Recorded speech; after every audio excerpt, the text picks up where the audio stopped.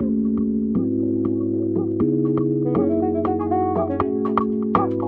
morning. It's another episode of Just a Chat with Bunmi, Alabi, and I'm super excited to be here with my sisters, and I have with me here Auntie Vicky. Big sister. Hello, hello, good to be here again. I love your Ankara jacket. Thank you. Your still not good. bad. Thank you. See, I'm twinning with my sister Yes, here. so I can see that. Yeah. I can see that. And we have yellow in common. Yes, Yellow. Mother of Nation, how are you? Oh, I'm fine. Oh, we are fine with Nigerians. Let's not go there. Don't go there. Don't go there. Behind this, behind all this makeup, behind all this You can see cash. that again. See, my birthday is coming soon. So I'm asking for birthday gift. Cash. I need cash. Please don't send it to my account. Just bring it. Just bring the cash. That's what she said. Bring the cash. My God, cash is the best gift you can ever give anybody this day. I said, no matter what, we're moving. Yes, that's the main thing. Nigeria is not going to. It won't do us. We are the one that will do Nigeria. Exactly. Nigeria will not do us. Definitely. Yes, Definitely. and like what you're talking about today, it's the season of love. It's the season of love. Valentine's all over, everywhere. Yeah. Like the video I said, the pressure is getting worse because people are really putting pressure. Oh, my love was, my boyfriend. I need to, people that have, maybe they've broken up with their boyfriend before. They are trying to match up together again. Somebody was cracking a joke that if I see any girl that I've not called you since and she's trying to I'm just trying to check on you. Don't give her a chance. Just don't give her face. She's looking for somebody to take her out for Valentine. I'm just like, guys, must it be only Valentine's and express? No. But at the same time, this is a time that a lot of people like singles, especially, there's so much pressure on them and because they have so much expectation that by now you should have somebody. You should have someone you're calling your lover, somebody you love, somebody you're going out with actually. But I'm not talking about all this boyfriend and girlfriend lovers. I'm talking about mature singles that at least will believe that by now we should have settled down, but it's not really coming forth. And the pressure is getting so much intense on them. The society is not really smiling with them. Even family is not even smiling with them. So I think we need to talk about that. The pressure, societal pressure on singles. So who will start? Pressure. Let me start with Mama Avalo, what age did you get married? She's the mother of all nations. What age did you get married? I got married at 29. 2030. Yes. 2030. So was that the time you wanted to get married? No. No. I'd wished I got married earlier, but so many bad was happened and I like, They just push. Did they push you? Did they pressure you too? No. They didn't pressure me, but even me, I wanted to get married because there were situations around me then that I had a feeling that if I'm in my husband's house, at least you should just go. Things will not happen like so this. She was not putting pressure on herself. No, but because I wasn't so much with my family then, not that they wouldn't put pressure, I was serving somewhere then. But I had a feeling that I need to leave. I think the only situation out of this case, escape is getting married. So I just said, marriage is the only thing out. So and that was why marriage was really, really on my mind. Alone is an exception. That's where another problem is. Yes. Where you think that marriage is the final bus stop for you. Then when I got married, there was a day I slept, a few days after, and some things happened, maybe the things I expected in marriage, I now slept. I faced the wall. Oh my God. And I started crying. I said, but so this is marriage you started. You have entered.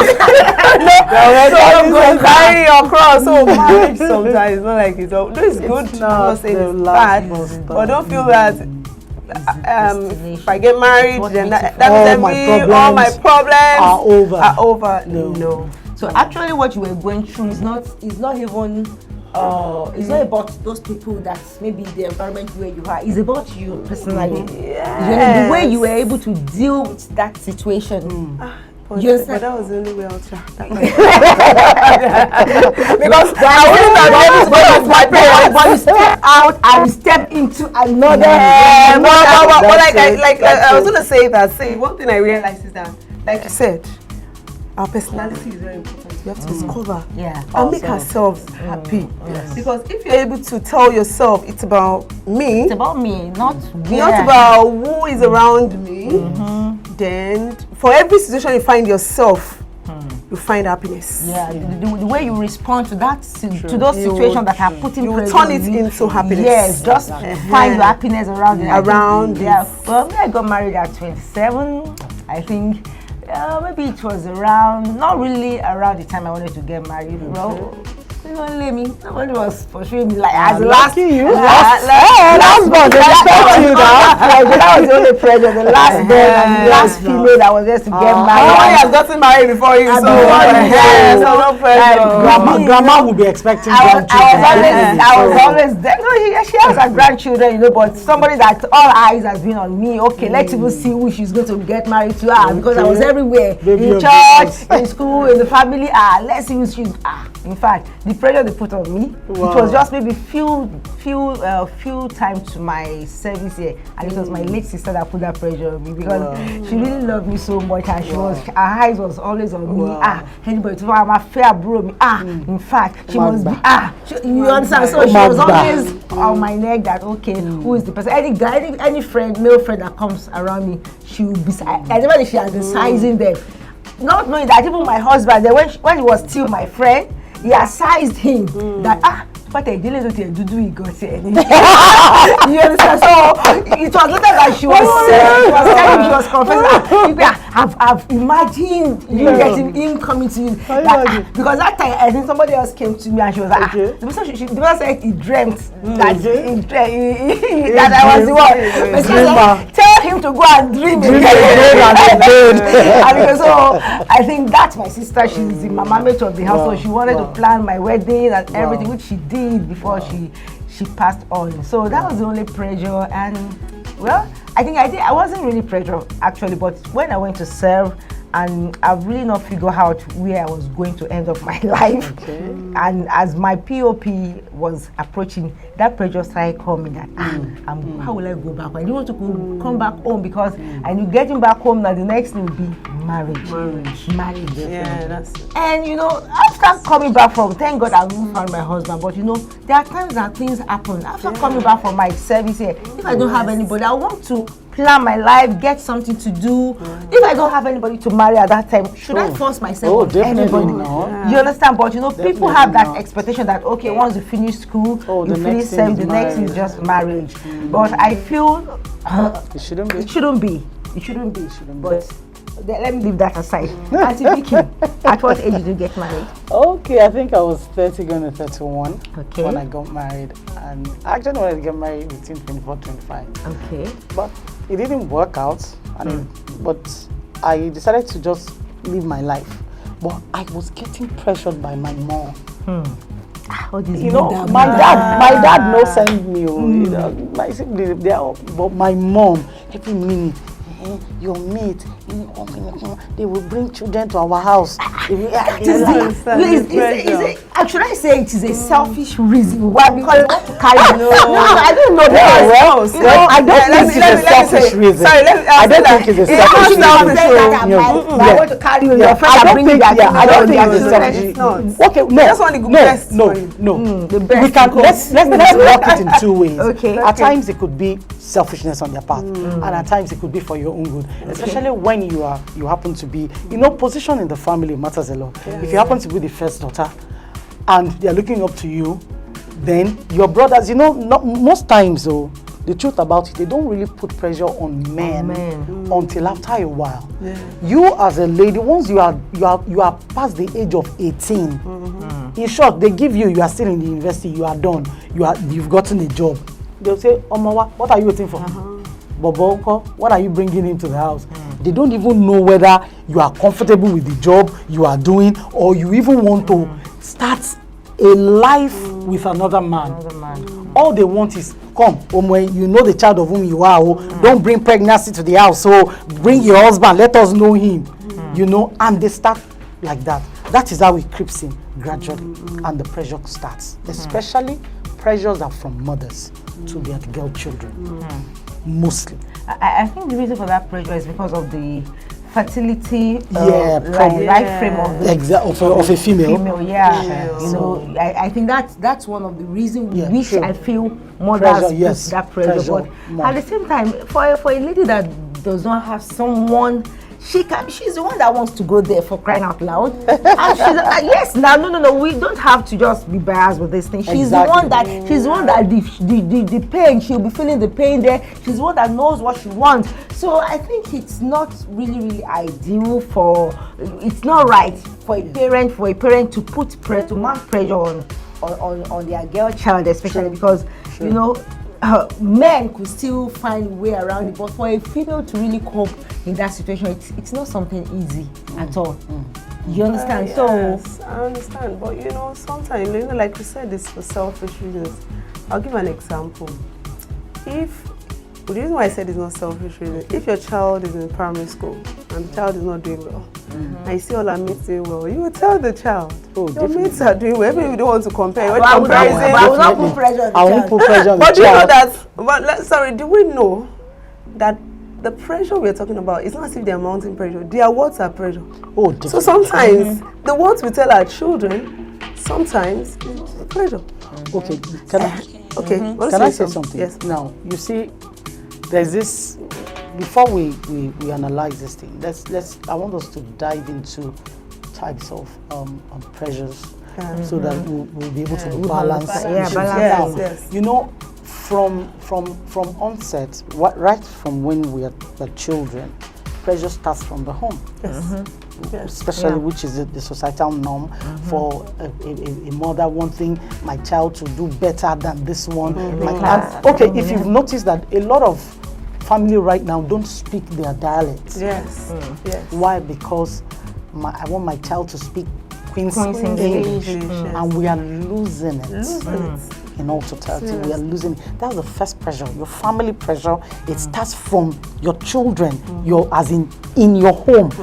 You're putting pressure on top of your child. She comes home, you maybe your neighbor's child. You just see that child is doing well, exceptionally well, and the next thing is, despite the fact that your child is going to this school, this child is going to this school, the pressure starts from there.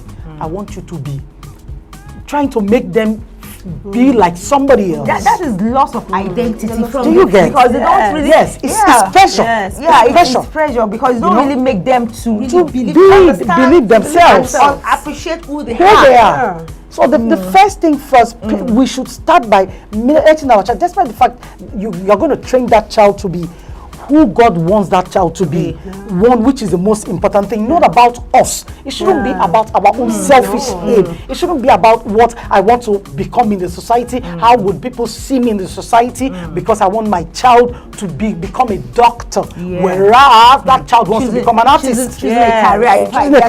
That's another pressure. Choosing a career for a child.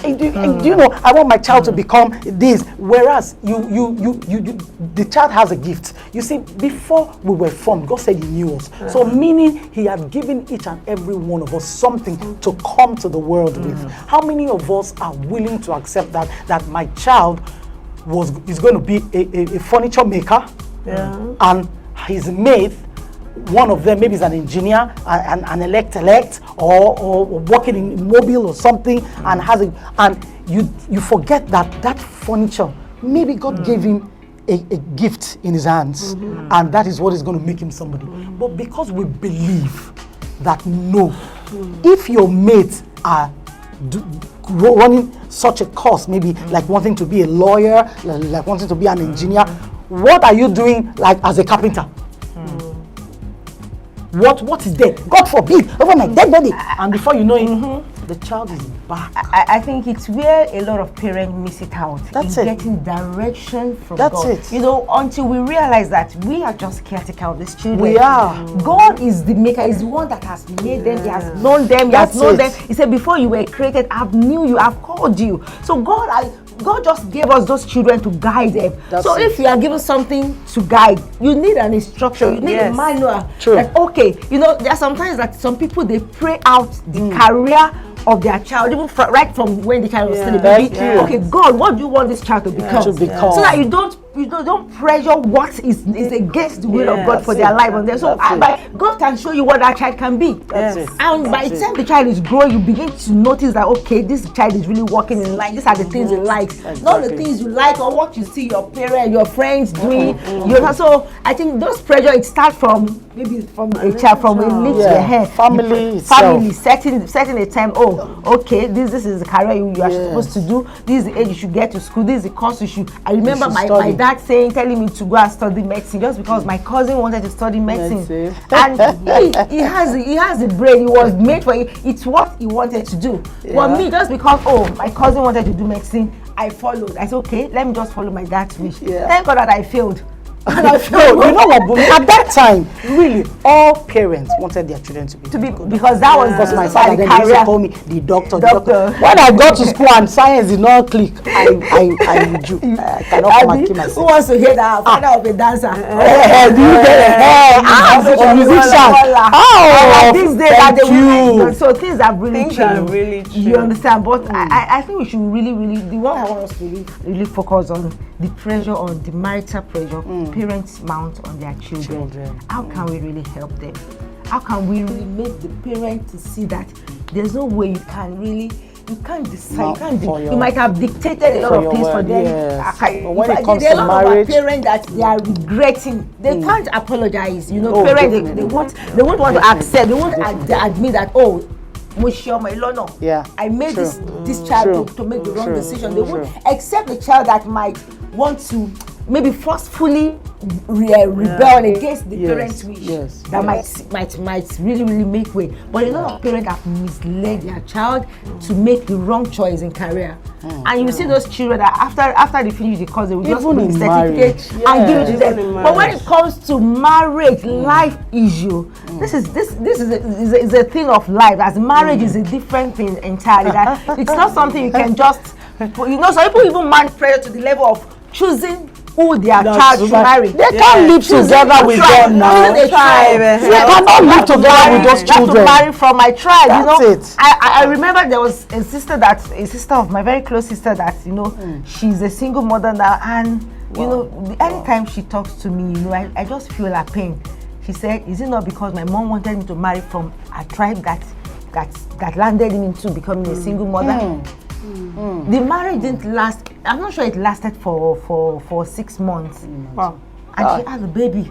You understand? They just broke it off, and just trying to fulfill the parents' wish.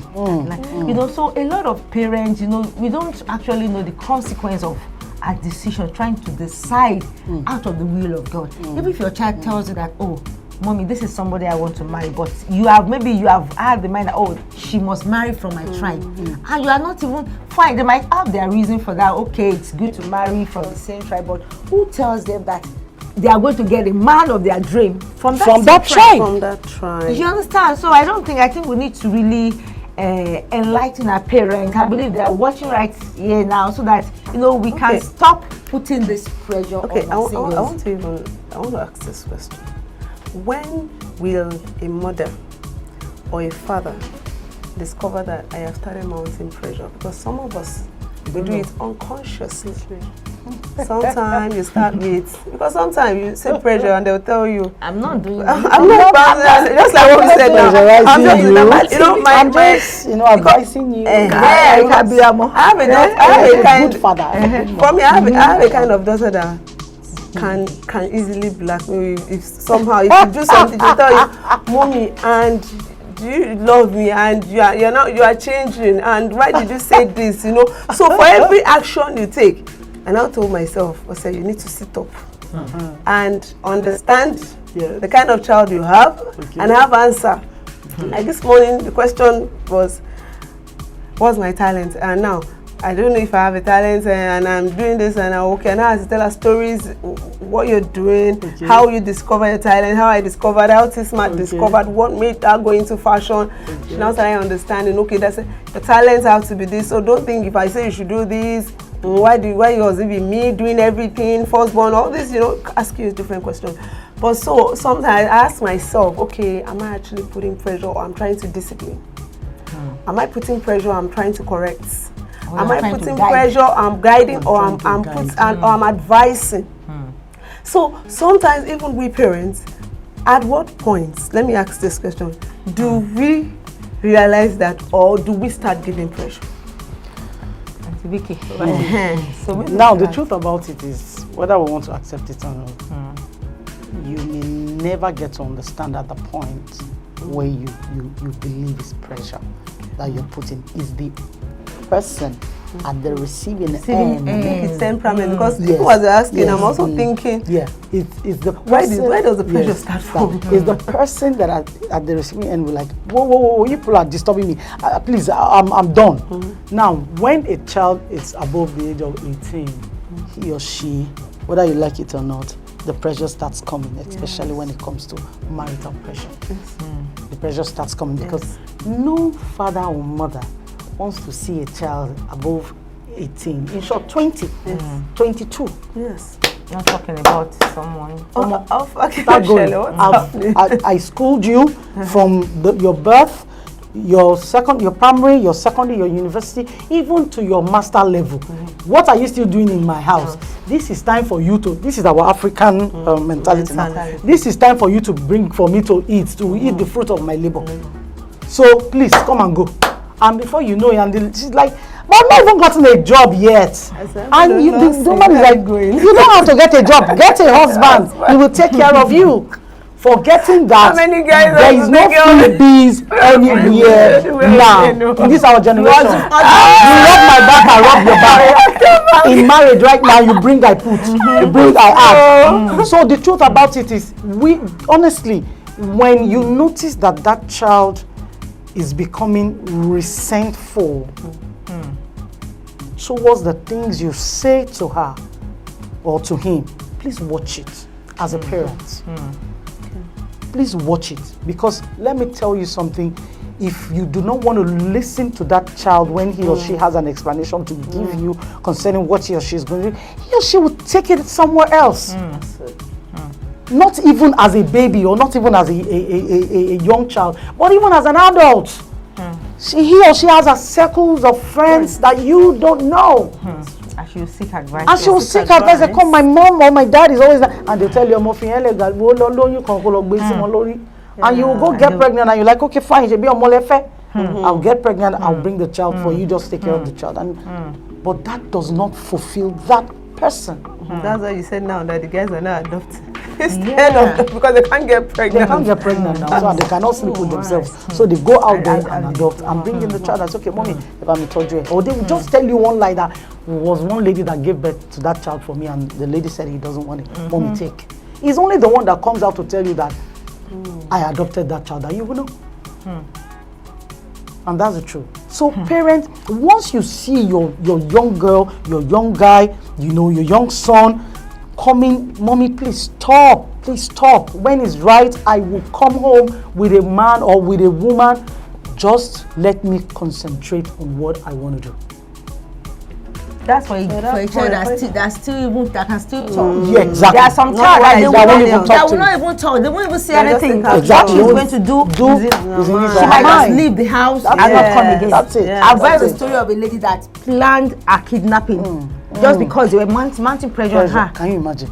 That she planned a kidnapping, that she Wow. just wanted to leave the house. Wow. So, there are some child that, when you are, maybe the first time you are saying this, the child is telling you, okay, mommy, at the right time, I'm going to bring it. You understand? Exactly. But by the time it's getting to a stage whereby the child is not even saying anything, just watch out. That's it. Anything can happen at that moment. Because see, whether you want to accept it or not, there are times you can call us, okay, do you want me to know what is going on about you?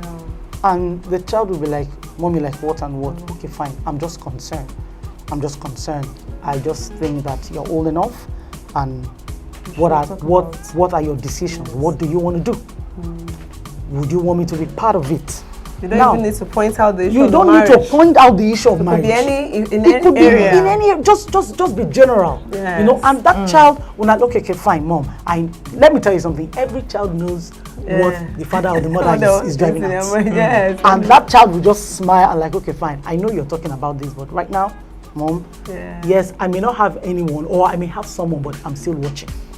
Please don't ask me to bring that child home, or don't ask me to bring the lady home. Don't ask me to bring that man home, because that's what we do. The next thing, bring him, let me meet him, or meet him or her. And I think we talk about that sometimes. I think during one of our talk, whereby parent-child relationship. Yes. A child that you've never built a relationship with from the start, and you are just coming out of the blues and you want to know who she's. Because if you're a friend to your child, by the time he or she sees somebody she wants to spend her time with, you shouldn't be left out of it. Exactly. You should be carried along. Definitely. So I think it starts from the inception, from when your child is gradually, growing. Grow along with your child, so that such that when he or she foresee first love and before crush, you can always tell you that mom, and you know, by that time you'll be guiding, okay, this child, okay, what's your relationship, okay, you know, till the child even gets to university, that you're okay, this person, you know, he will tell you, okay,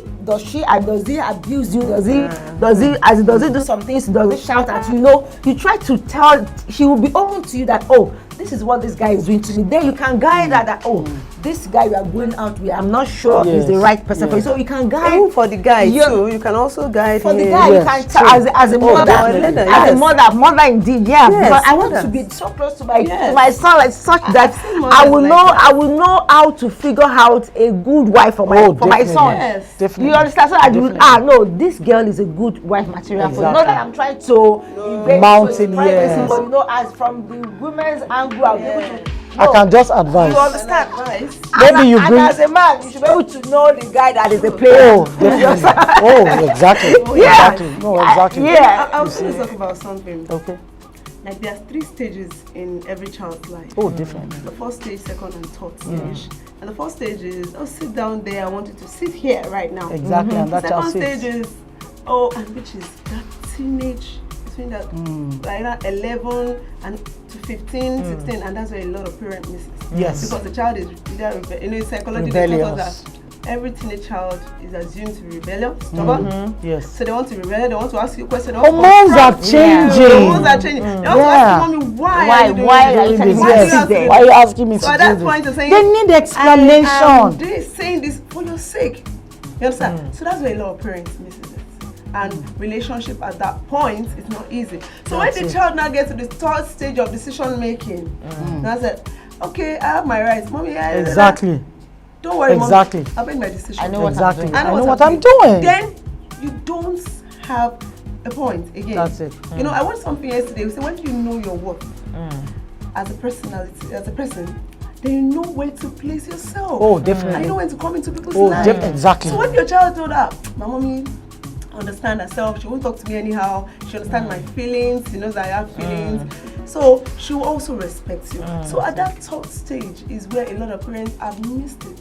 Because the child is not able to relate to what she's going through as a teenager. No, I think it's from the second stage. That's what I'm saying. The second stage, that's the teenage age. Yes, that's 11 to that's 18 years. Because we are so impatient when it comes to that age. I'm like, you know, and we're like, when I'm talking, don't talk to me. I'm your mom. Yes, I'm your mom. No, the truth about it is, for me, I'm in that stage, and I know how it's feeling right now. I'm crossing that stage. I'm in that stage, and I look at myself like, am I going to it's easy with boys' child. It's easy with girl children. No, it's not easy. It's not easy with girl children. It's not easy with either. It's not. Because boys, I feel like the boys, maybe, I don't know, maybe they will still respect our mom. If I shout now, my son, he will look at me like this. Why are you shouting? And he will just keep quiet. And I'm like, are you looking at me like that? You won't say a word. You won't say anything, but that speaks volume. Yes. That is, I'm coming of age, you are still shouting. Keep shouting. Seriously, they won't tell you anything. But I told them one day, and I said, don't ever look at me like that again. They don't even understand. You know? I'm like, don't ever look at me like that again. That's rude. Wow. And he's like, Mommy, I didn't say anything. I didn't say anything. I wrong. didn't say anything. They won't say anything. Now, wrong. you need to make them understand also that their body language is counts. Because the manner in which you respond to me when I talk to you can spell rudeness or like, I don't care. Now, you also have to commit as their mom without the use of a cane all the time. Because when you cane them all the time, they will develop this thick skin and say, that's only beaten. That's the worst step to take to correct the So child. that honestly.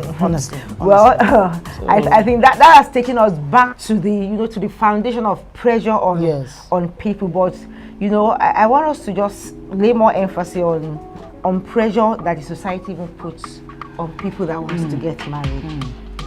Like, is there a particular, some people will ask you that is it all about marriage? No. Why, like now people are like, oh, everywhere marriage counselor, marriage counselor, we that we're even marriage counselor, we're even like, people don't even want to hear anything. They don't even want to hear anything about relationship again, because they believe that, oh, this thing is not even working.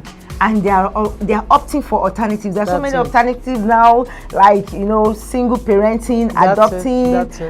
If you want to have fun, you want whatever. Sex toys are there. A lot of things are there that is really taking the place of marriage. But should we say it's because of the societal pressure that they are mounting on them? Like, people have set a standard that, okay, by this age you should be married. If you are not married, like there are some, I think we've talked about this sometimes before, that there are some landlords that they can't even give a house, they can't rent out their house to a single. They will ask you, are you married? Do you have kids? You understand? So that stigma is there. Yes. That wants to make people like, okay, what is it even about this marriage? Is it a crime to be? Is it a crime to be married? Did we offend God? What is it? You understand? So a lot of them are really going through this psychological challenge. Actually, they are going through depression, stigma, self-hate, and a lot of things that is going through their mind. So, apart from talking to them about how they can, let's talk about how the society can really help this category of people, because that's what I want us to talk about. Then, how the recipients, as in the singles, can really help themselves, because you can't decide how people will treat you. You can't really control how people will treat you, but you can actually control the way you're going to respond to it. So let's talk about how society can really help singles. Over to you first, yeah. On my part, I will want to encourage every marriage. Now. Yes.